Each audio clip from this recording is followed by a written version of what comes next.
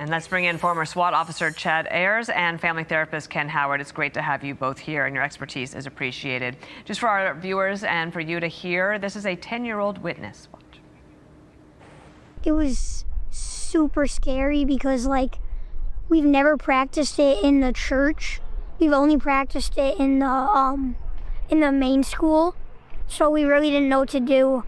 We just got into the pews and he shot through the stained glass windows. And then my friend Victor, he was laying on top of me, making sure I was safe, and he got hit. So that was really brave of him. Chad, one of the things that you do is help schools figure out what they can do to protect themselves. Your thoughts this morning? Not again. That's what I'm thinking, Dana. Obviously, my heart breaks. The start of the school year. And yet another one. Obviously, when I started Proactive Response Group, my goal, Dana, was to be out of business one day, that these events quit happening. But unfortunately, that's not the case. And especially over the last 2 months, I feel like we've seen an increase of attacks, whether that's knife attacks, gun attacks, whatever it is. But it's disheartening, and it really drives home the point. And again, I'm not here to Monday morning quarterback these victims. We learn from these events. I'm heartbroken.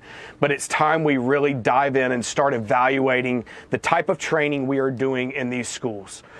Are we focused solely on how much does this cost? Or are we looking at, are we providing valuable, effective training, or are we just checking a box? So many organizations say, well, let's just show this quick 5-minute YouTube video. That's not training. That does not prepare you for the worst case scenario. Ken Howard, I want you to listen to the principal of Annunciation Catholic School here. Seconds of this situation beginning, our teachers were heroes. Children were ducked down. Adults were protecting children. Older children were protecting younger children.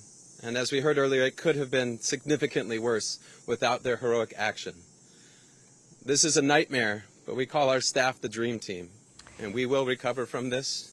There are multiple layers of trauma and interlocking complicated webs of trauma here, from the young man that you saw that was the witness to families who lost people and those first responders who were there on the scene.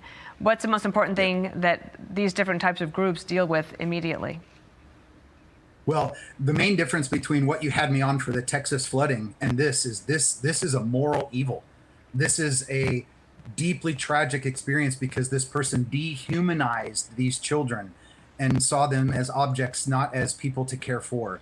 And it is that act that is an act against God, because how you treat the creation is a reflection of how you feel about the Creator. And our job now is to humanize the people here, the children, the parents, the priests, the nuns, the administrators, the EMTs, the police, that all have now been impacted and traumatized by this. And to see them not as statistics, not as political fodder, but as people to now be loved and cared for. The Catholic teaching on building a just society is predicated on life and dignity of humans and of the call to family and community for participation. And so now the question becomes, how do we now justly act and humanize the people that are here and love them well? The First Lady wrote this, that the tragic mass killing in Minnesota illuminates the need for preemptive intervention in identifying potential school shooters. Early warning signs are often evident, with many individuals exhibiting concerning behaviors and making violent threats online prior to their actions. Chad, has that been your experience as you've had to deal with many of these? 100%, Dana, and I appreciate the First Lady stepping up to the plate on this.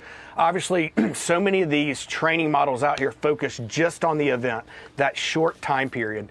But what we want to do, and with Proactive Response Group, if we can focus on the recognition of early warning signs, she's exactly right. Upwards, over 80% of the people who commit these attacks, there were early warning signs that were missed. Whether that is inappropriate interest in mass past acts of violence, which we do know he had, inappropriate interest in weapons, disassociation from their normal social circles. I mean, there's so many of these. So if we can empower these teachers and students with what are these early warning signs that we see and build a culture in the school where students and staff are comfortable coming forward, reporting these signs. Look, this is a holistic approach we have to look at, Dana. It's not just the students and teachers. This starts with, our politicians. Everyone has a role to play in this, not just the students, the teachers, and law enforcement.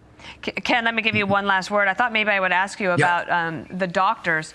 As Bill Maluzhin pointed out, I mean, I don't know how severe the injuries were, but they were able to help most of them survive. Yes, I spoke to a doctor last night who's a prominent physician. Her hospital locked down. 5 of the kids were brought to her.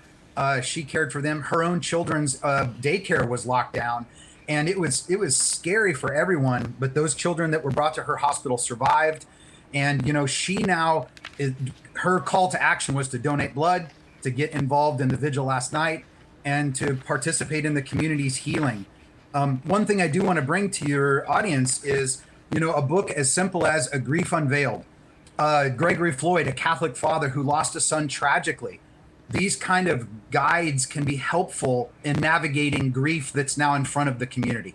A Grief Unveiled. Hadn't heard of it? Yes, I will Gregory check it Floyd. out. Okay. Ken, Chad, thank you.